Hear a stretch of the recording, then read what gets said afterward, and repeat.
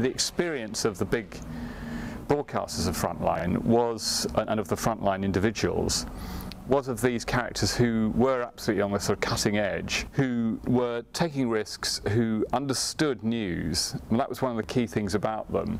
Rory Peck was in Romania before the BBC was. You know, the sense of individuals who'd go places because they knew that things were happening. Pioneering in technology, this material would come back on high-8 tape, which was effectively holiday video camera tape at a time when no one else was using it. I mean, in Jalalabad in 1989, which was a battle street by street, trench by trench for a city. There were Russian journalists there who said it was just like Stalingrad. Well, Rory was there, he understood that it was about to happen, no one else, there weren't any other Western cameramen as far forward as him, and he won a credit, which is I think unique in my knowledge, on Panorama for combat photography. And actually the pictures, they're so visceral and real. It was that sense of being in the front line that made them great war photographers. I think we gave the impression that we were a much bigger operation than we actually were. We were sort of punching above our weight, really. Typically what might happen is that somebody would come back with footage. Either the BBC or Channel 4 would take that footage. Broadcasters used to contact Channel 4 or BBC and say, we saw your footage on tonight's programme, we'd really like to buy it. And they'd say, well, it's not our copyright, it's Frontline. All we had to do was give the approval, make a deal with the broadcaster, and then Channel 4 might satellite it, and of course the recipient would pay the satellite costs. The thing about the first Gulf War, which, gosh, is 20 years ago now, was that it was the journalists who had got formal permission to film were restricted in such a way they really didn't get very much. And there were a lot of unhappy editors when we got back because they really felt that they'd got, you know, they joined a compact with the British military and hadn't felt that the British military had given them what they needed to report the war. And so my footage became very valuable because though it came out late after the conflict, it was the only footage that wasn't controlled. The stories that really made the money were Yugoslavia. Vaughan and I did a story about UN corruption that was a real big seller, and that was an interesting story because that really epitomises, I think, what Frontline did at its best. We were living in the Holiday Inn in Sarajevo. You could see from our window Ukrainian United Nations soldiers selling, buying, selling fuel in exchange for video recorders, whatever locals were giving them. There was this black market economy going on with the soldiers. Nobody would say anything bad about the United Nations because the United Nations were the meal ticket that got us into that beleaguered city. We came in on UN flights. We relied on the United Nations. None of the big networks would say anything bad. They wouldn't risk it. But it was perfect for people like me and Vaughan. We thought, well, we can do this story. We'd do it. We started filming out of the window of the Holiday Inn, filming the vehicles coming up, filming the exchange of fuel, the money. We filmed prostitutes on the gates of the French UN. We did the whole story. I think Newsnight bought it, and it sold everywhere, but it came from an independent source. And I don't think the big networks would have tackled it because they were too worried about being blacklisted. Most of the relationships were established, first of all, in the field by those early cameramen, really. They'd be out there, they'd come across journalists. John Simpson, for example, in Afghanistan. Very good, very good. Afghanistan was just really rough and rugged. There were very inaccessible areas. And one thing that the Frontline cameramen were very good at was getting into those areas.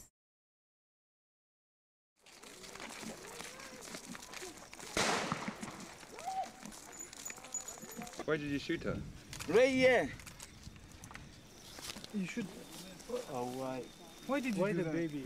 Na Mandingo. She is Mandingo.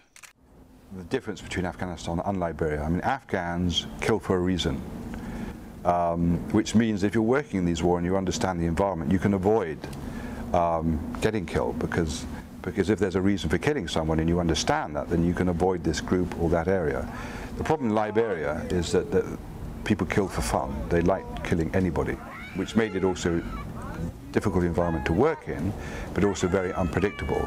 And in fact, that's the first war where I noticed people were acting up to the camera.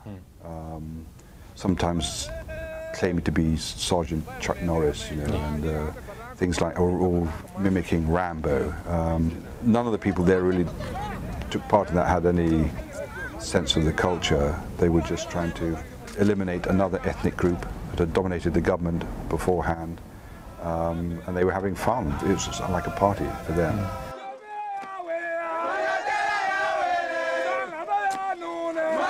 I think I'm naturally probably a rather colder person than most, so I'm sadly not as affected by human suffering. Journalists who go to Frontlines have an enormous advantage over the people that they go and report, and that is we can always run away. That said, it's important this kind of material is produced because you do need to show what goes on, even if it is at the most basic level of demonstrating if you start wars, the result is bodies without heads, limbs blown to bits. That's what going to war entails. Obira was an important event in Kosovo. It brought the attention of what was really happening in Kosovo to the international community. Diplomats were saying that, well, no one's really getting killed, so it's not something that we can really interfere or intervene in, or, you know, there was no basis for intervention here.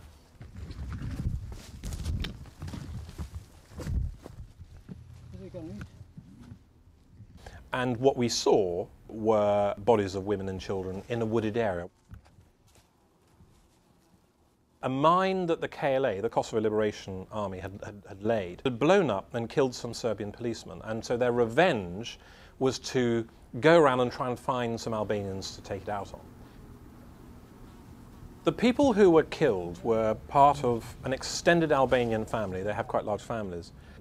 And as the other people hear of it, all the people from the area, they come and see what's happened, and then they see all these people they know. And so it would have been the first time they would have seen the bodies, many of the people. You see a lot of people are very tearful because they've just discovered that friends and people they grew up with have been killed. These civilians, people not involved in any insurgency directly. And it was indiscriminate. The war wasn't just affecting those people we would think of as soldiers. It had brought in the civilian population, and they were suffering either by getting killed and if they were, very often horribly. It was interesting because that addressed this issue that a lot of pro-interventionist politicians, including British politicians who at the time were very pro-intervention, it gave them the reason to argue, or the evidence to argue, that yes, people were being killed horribly in the Balkans and that something must be done.